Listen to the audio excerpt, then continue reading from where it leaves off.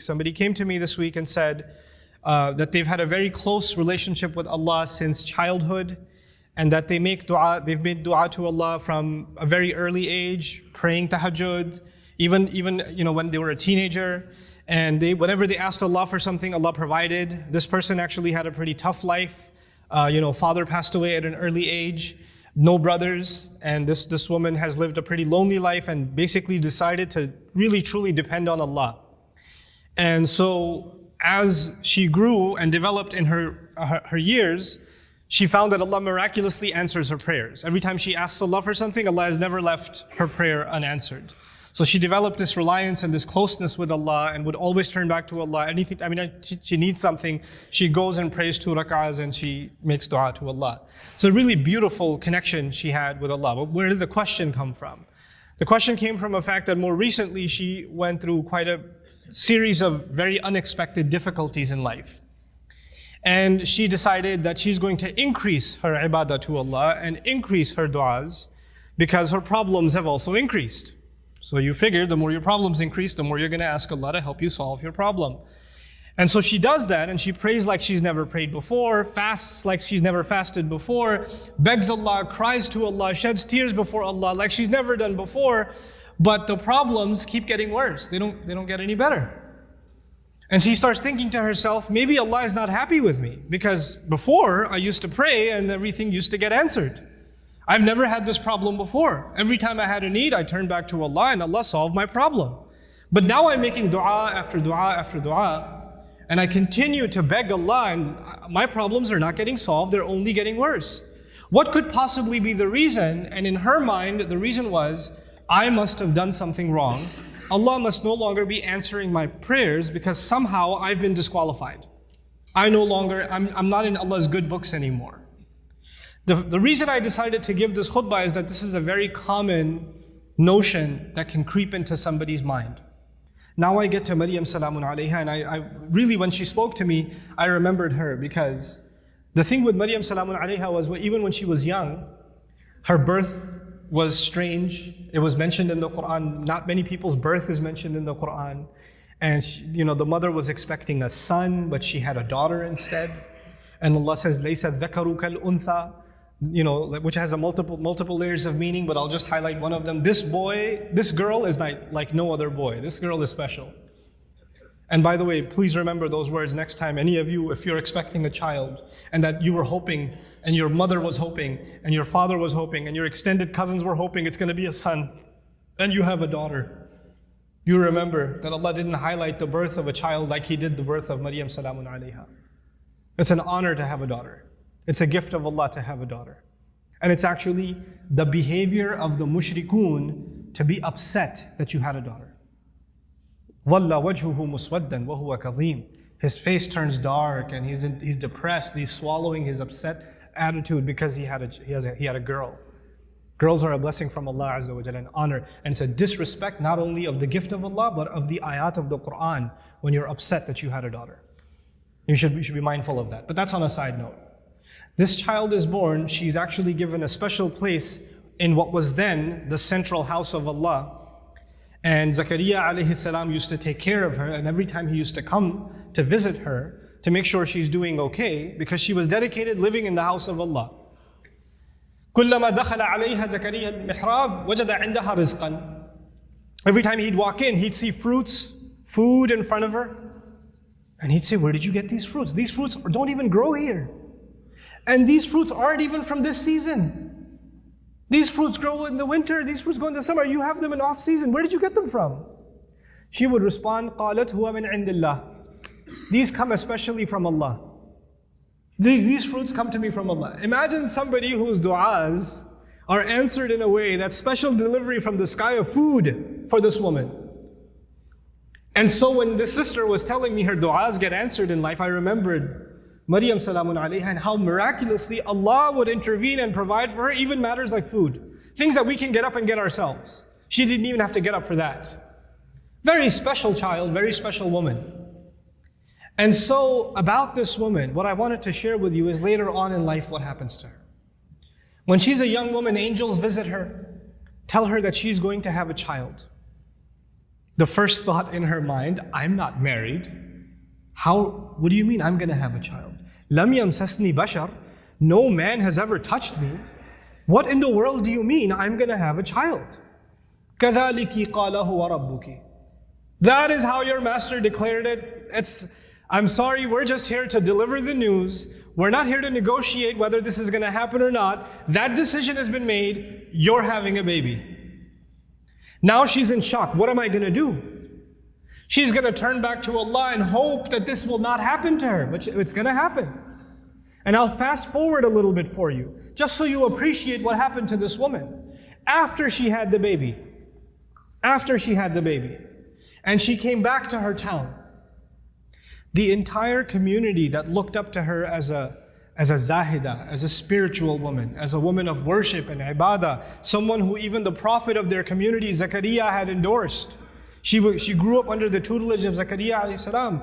All the masjid community is standing there. She's walking back with a baby, and they all start collectively, together, start humiliating her. How could you do this? What have you done? There are women in the Jum'ah today. No Muslim woman can ever imagine being in a situation where she's holding a baby and somebody's telling her that child is not legitimate. She cannot imagine that kind of humiliation. No Muslim. And none of us can imagine that kind of accusation for our sister, for our mother, for our daughter. We cannot imagine that pain. It's beyond us. For the Muslim, our dignity is greater to us than our life. The sense of dignity Allah has given us is more valuable to us than even our life. And she knows that when she goes back with this baby, that's what they're going to say. It's one thing that they might be saying it behind her back. They're saying it in public in front of her. In front of her. Now I want to take you back to how she dealt with this problem. Because no amount of dua she made is going to change what Allah has decided. Allah has decided that she has to face this. She has to stand in front of this. And what does she do? When the child comes, as she's about to deliver the child, she says, Ya laytani mittu qabla hadha. She says, if only I could die before this happens. Hopefully I die giving birth. It's all on her mind. Because that will be an easy escape from what is coming. There is no other place in the Quran anybody ever wishes for death. This is the only one. Think about that. Why is it there? Allah Azza wa Jalla is acknowledging that sometimes people go through such traumatic, humiliating situations where they wish they were dead. Even that happens. That's how extreme her situation became. And Allah acknowledged that and recorded that in the Quran. Ya laytani mittu qabla hadha. I read this and I was just in shock. How did she just say that?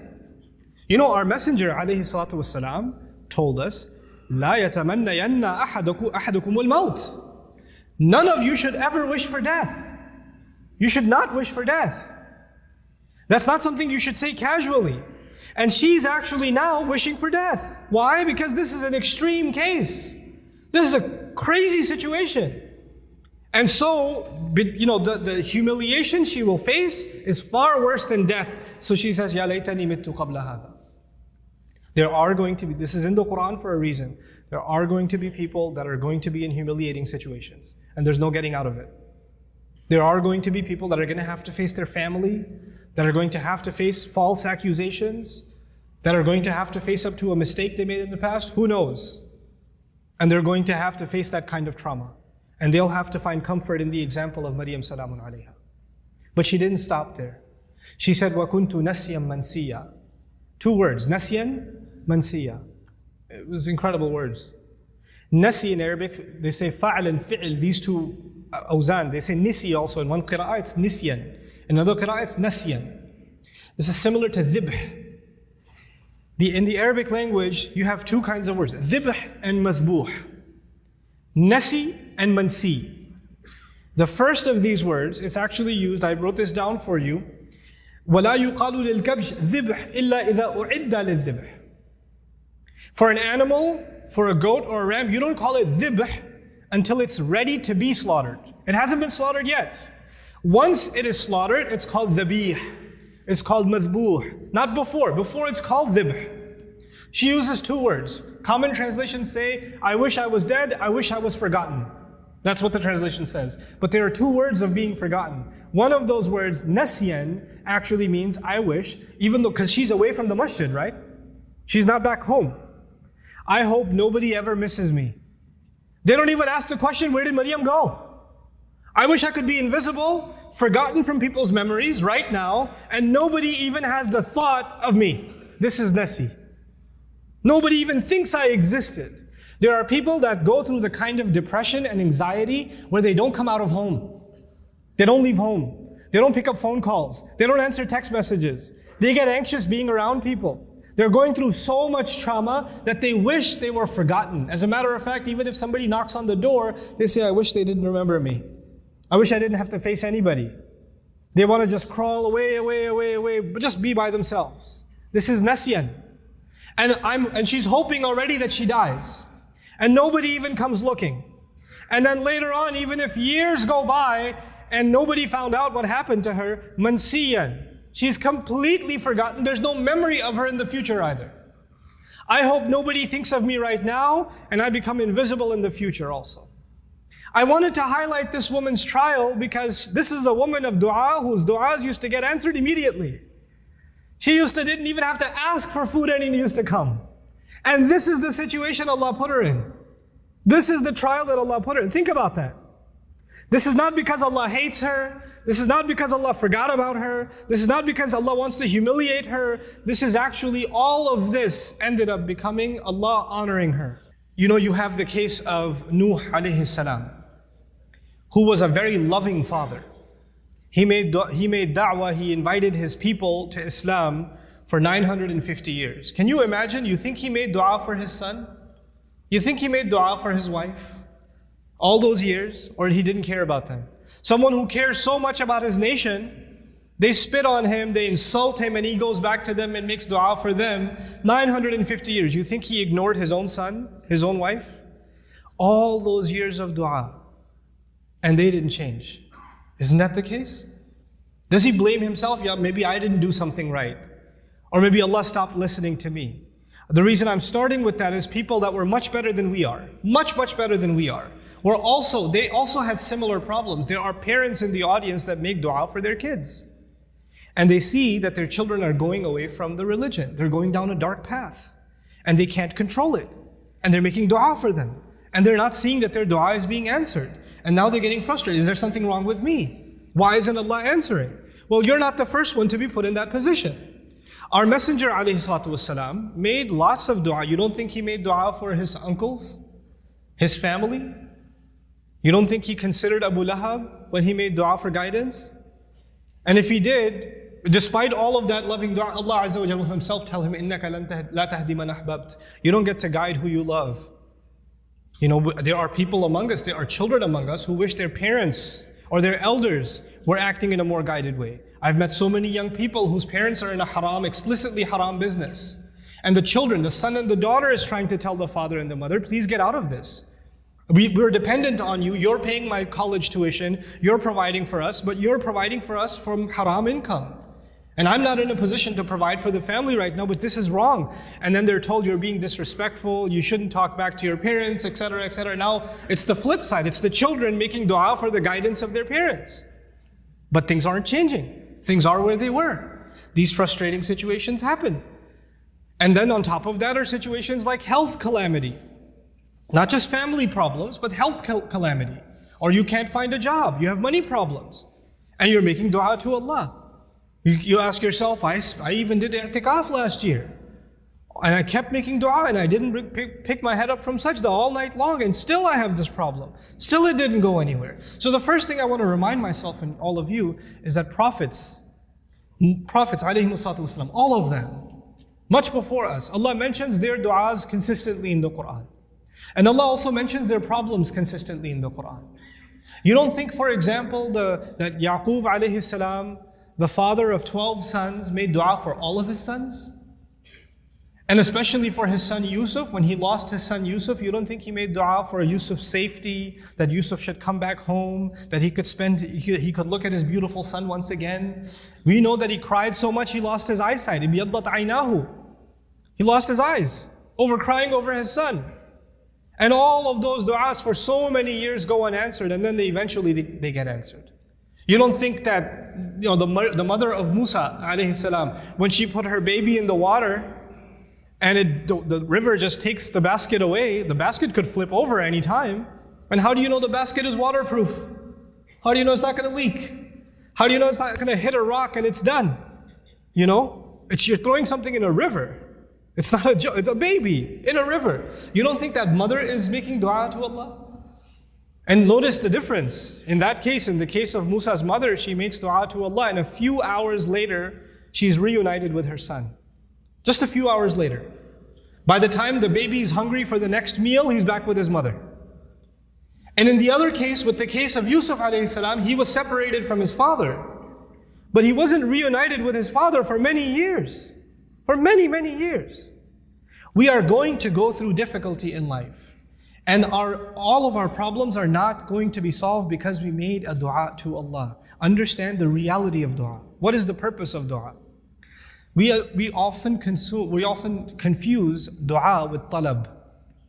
Talab in Arabic means to ask for something, to demand something. Dua means literally to call. That's what it means. Da'awtukum, I called you, I invited you, I cried out to you. This is dua. When we make dua to Allah, sometimes in that dua we are making demands. It's true. We're making requests.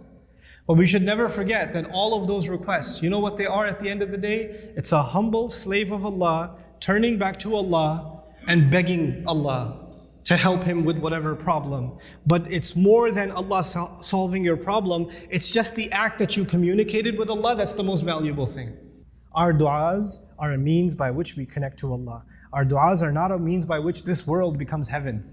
This world is going to be full of trials. People that were much better than we are had difficulty in life. That's okay. لَقَدْ خَلَقْنَا الْإِنسَانَ فِي كَبَدٍ. We created all human beings in toil and labor and struggle. Struggle is a part of life. The purpose of dua is to help you and me deal with those struggles and to never forget that Allah is with us, whether it's hard times or easy times. May Allah Azza wa Jal not make us people that lose faith. May Allah Azza wa Jal honor us and help us remember that no matter how much people try to humiliate you, people try to put you down, people insult you like they did Maryam salamun alayha, Allah still honors you. There's a big difference between what people say about you and what Allah thinks about you. Because if you go by what people said, then Maryam was the most humiliated, insulted person in society. And if you go by what Allah says, she's one of the most honored women in all of human history. So we go by what Allah says. Allah is the one who honored us.